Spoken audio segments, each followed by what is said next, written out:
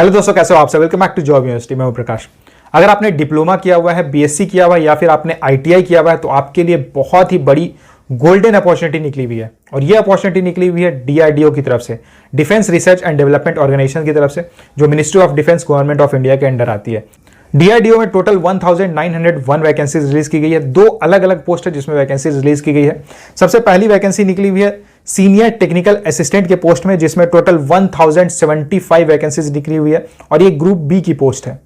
यहां पे diploma candidates as well as BSc candidates apply करने के लिए एलिजिबल है। इसके अलावा जो दूसरी पोस्ट निकली है जिसमें वैकेंसी निकली है वो है टेक्नीशियन की।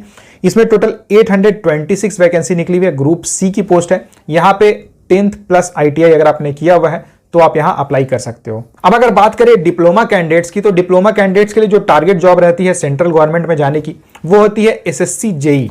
लेकिन एसएससी जेई में हायर डिग्री वाले कैंडिडेट्स भी अप्लाई करने के लिए एलिजिबल रहते हैं, यानी कि जिन्होंने बीटेक किया हुआ या एमटेक किया हुआ वो भी यहां अप्लाई करने के लिए एलिजिबल रहते हैं एसएससी जेई एग्जाम में।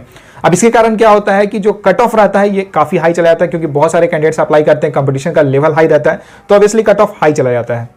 और यहाँ पे यूनिफॉर्मिटी सिंस मेंटेन नहीं रहती है, क्योंकि एक तरफ बीटेक एंड एमटेक वाले कैंडिडेट्स है, एक तरफ डिप्लोमा कैंडिडेट्स है, तो बिल्कुल भी यूनिफॉर्मिटी नहीं रहती है कंपटीशन में। लेकिन डीआरडीओ में इन्होंने क्या किया है कि यहाँ पे जो हायर डिग्री वाले कैंडिडेट्स है वो अप्लाई करने के लिए एलिजिबल ही नहीं है। यानी कि अगर किसी ने बीटेक किया हुआ है या फिर किसी ने मास्टर्स किया हुआ है तो डीआरडीओ में वो अप्लाई नहीं कर सकते हैं। ये जो वैकेंसी निकली हुई है डिप्लोमा लेवल की।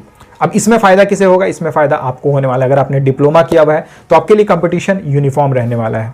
देखिए, ये जो सीनियर टेक्निकल असिस्टेंट की पोस्ट है ये ग्रुप बी पोस्ट है। लेकिन इसमें आपको फायदा क्या होता है कि जब आप 5 to 6 ईयर्स वर्क कर लेते हो उसके बाद आपकी प्रमोशन होती है, एंड प्रमोशन होने के बाद आप directly group A gazetted post में चले जाते हो, यानी कि क्लास 1 ऑफिसर बन जाते हो। जब आप यहाँ ज्वाइन करोगे तब आपकी बेसिक पे 35,400 रहती है, मंथली इन हैंड सैलरी 50,000 के अप्रॉक्स रहती है। इसके अलावा आपको बहुत सारे बेनिफिट्स मिलते हैं, बहुत सारे अलाउंसेस मिलते हैं, क्वार्टर की फैसिलिटी मिलती है।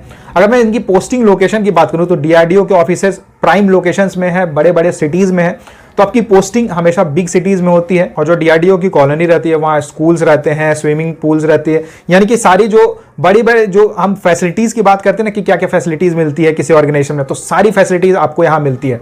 इवन अगर आप इसे कंपेयर करोगे ओएनजीसी आईओसीएल की जो क्वार्टर्स वगैरह मिलते हैं या फिर जो कॉलोनी रहती है उसमें जो फैसिलिटीज मिलती है उससे भी बेटर फैसिलिटीज आपको डीआरडीओ में मिलती है। तो एक बार अगर आप डीआरडीओ में ज्वाइन कर लेते हो तो आपकी लाइफ सेट हो जाएगी। तो ये once in a lifetime opportunity आपको मिली हुई है कि आप डीआरडीओ ज्वाइन करो एंड कंट्री को सर्व करो। देखिए, यहाँ वैकेंसी ज़्यादा निकली हुई है तो ज़्यादा कैंडिडेट्स अप्लाई करेंगे, ऑब्वियसली इसके कारण कंपटीशन भी बहुत हाई रहने वाला है। अब यहाँ बेनिफिट उन कैंडिडेट्स को मिल जाता है जो ऑलरेडी 2-3 साल से प्रिपरेशन कर रहे हैं, क्योंकि उन्हें पता है कि कौन कौन से इंपॉर्टेंट टॉपिक्स है, एग्जाम की स्ट्रैटेजी क्या रहनी चाहिए, प्रिपरेशन कैसे करना है ताकि पूरा सिलेबस भी कंप्लीट हो जाए एंड सिलेक्शन हो जाए। और वहीं जहाँ जो बिगिनर कैंडिडेट्स है जो पहली बार एग्जाम देने वाले हैं या फिर केवल 1-2 ही एग्जाम दिए हैं, प्रिपरेशन प्रॉपर नहीं कर पाए अभी तक, तो उनके लिए बहुत बड़ी प्रॉब्लम हो जाती है। तो अब यहाँ सवाल आता है कि प्रिपरेशन कैसे करना है, कैसे तैयारी करें, कैसे सिलेबस को कंप्लीट करें ताकि फर्स्ट अटेम्प्ट में ही हमारा सिलेक्शन हो जाए। तो आपके इस क्वेश्चन का आंसर है इंजीनियर्स एकेडमी की निम्बस लर्निंग प्लेटफॉर्म। यहाँ पे इन्होंने कोर्सेज को बहुत ही स्पेशली डिजाइन किया है।